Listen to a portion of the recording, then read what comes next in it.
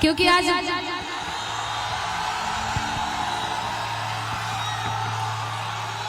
इन्हीं का वो गाना है, चश्मा लगा के तू तो हैंडसम लगा। सबसे सम्मानित कलाकार हमारी निशा उपाध्याय दीदी, जो कि हमेशा हमने के बचपन से दीदी से बहुत कुछ सीखे नहीं जा, देखे नहीं जा, और हमेशा एक छोट बहन पे प्यार मिलेला। तो निशा दी के बहुत बहुत धन्यवाद, और ये मंच के माध्यम से भी हम आपके बार बार प्रणाम करब।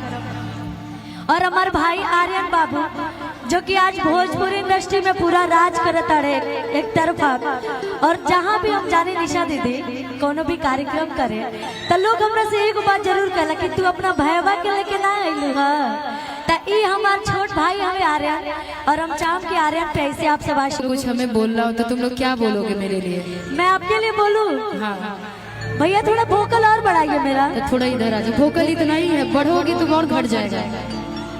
अगर दीदी खातिर हमरा के कुछ बोले के मौका मिले तो एक लाइन बोलो कि गोरिया चान के आजोरिया नियन गोर बाड़ हो,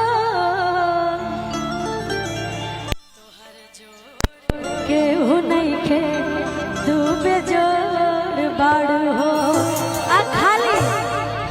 खाली पर्सनालिटी शकल से ना, हर चीज से सर्वगुण संपन्न, और इंतजार बाकी कैया हम जीजा जी आई है। भाई छोट बहन है तो जीजा जी की तो भाई इंतजार हो गए ना, और हमरो के इंतजार बाकी कैया दीदी की शादी हो के कैया जीजा जी आवास, और हमनियों के एगो अलग परिवार में आनंद उठाई जा कर ये सबका चाह बाटे।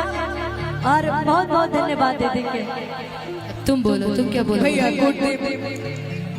दीदी के शुरू से आशीर्वाद, शुरू से प्यार मिलल बा, तो हम यही कहब अरे बहिना मोर जनवा हो,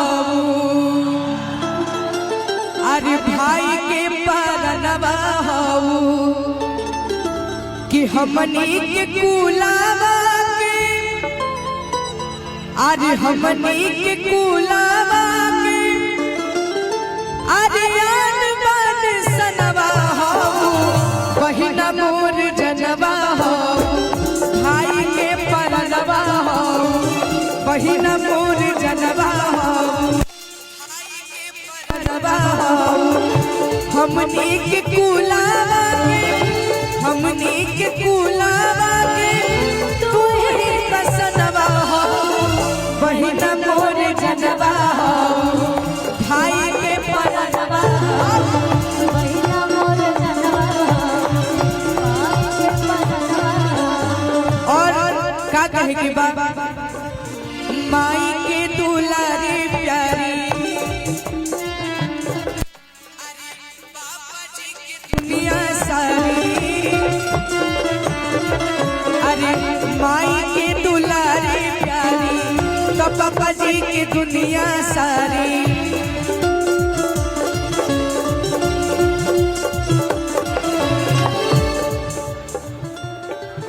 अरे अपनाई भाई बन के, अपनाई भाई बन के, तू ही स्वाभी बनवा हो।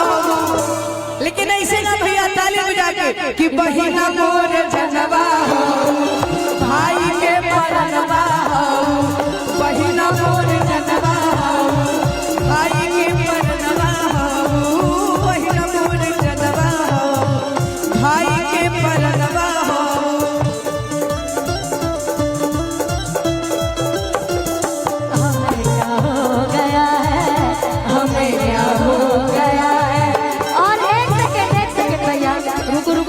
आपने बहुत ही अच्छा लाइन बजाया। काहे कि देखिए एगो बड़ बहन के नाते कोनो भी अगर कोनो बात होला, चाहे कोनो दिल में ऐसा कोनो चीज हमरा होला, तो हम दीदी के जरूर बताइला। तो ऐसे कहो बड़ी सुंदर धुन बजाते हैं भैया, गौर दे जो बजा रहे थे तुम तो हम घबराए, ये नहीं कि तुम्हें से दिल का राज बताए, तुम्हें से राज छुपाए, हमें क्या हो गया है, हमें क्या हो गया, तुम्हें से दिल का राज बताए, तुम्हीं से राज छुपाए, हमें क्या हो गया है, हमें क्या हो गया है। गुड़िया चांद के अजुरिया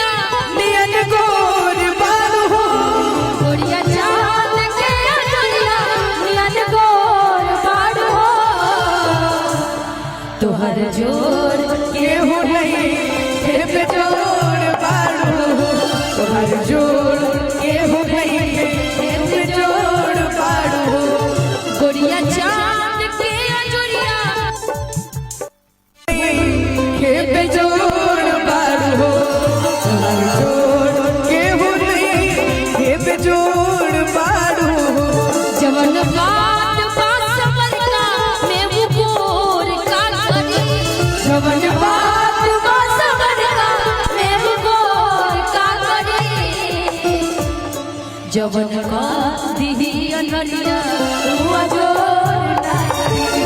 जवन का दिही अनहरिया तू अजोर ना करी। भैया लेकिन रउआ लोग के तरफ से जवन बात बासवर की मैं उगोर का करे।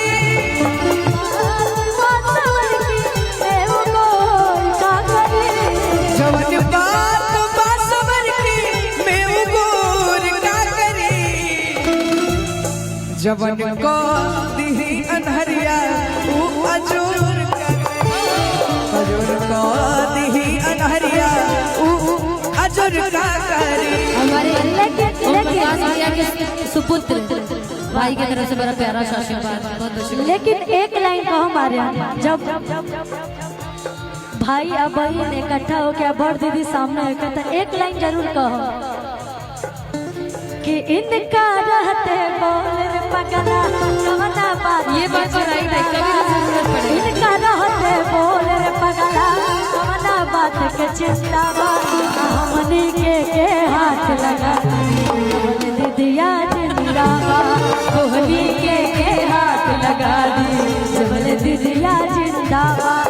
हमरा रहते बोल रे पगली कवना बात के चिंता बा हमरा रहते बोल रे भैया कौना बात के चिंता बा।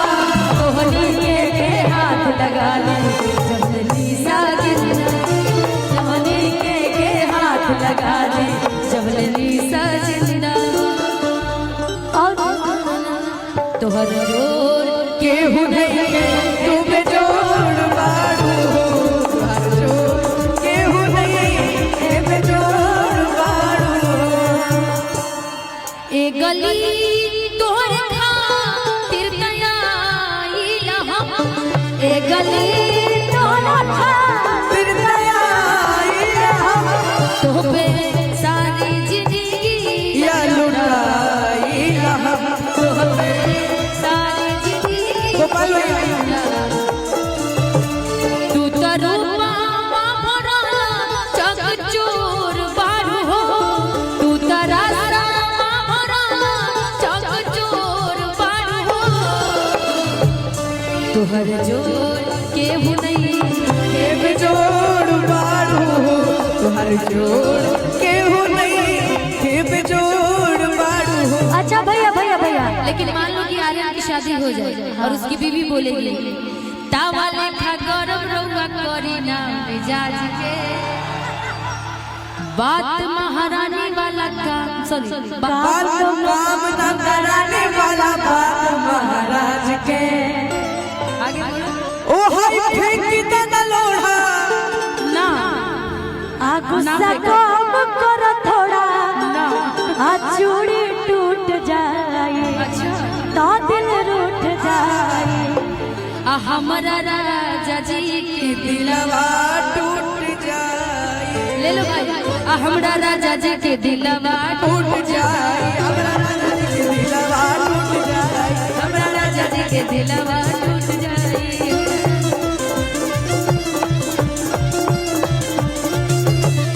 लेकिन दीदी एगो लाइन हम गावत तनी हमने के तो नहीं लगत कि में सच्चाई बा, लेकिन ई गाना बड़ी वायरल चलते ऐसे हम गावत तनी। अगर सच्चाई हो तो वो सब बताई, हमरा ना लगता दीदी जानता नहीं कौन कि बिना पियले ना सचोरे ऐसन दारू हिया।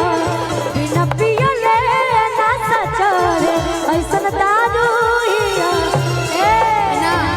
लेकिन मेरा रो ना मरद लड़े बिना मतलब के जवान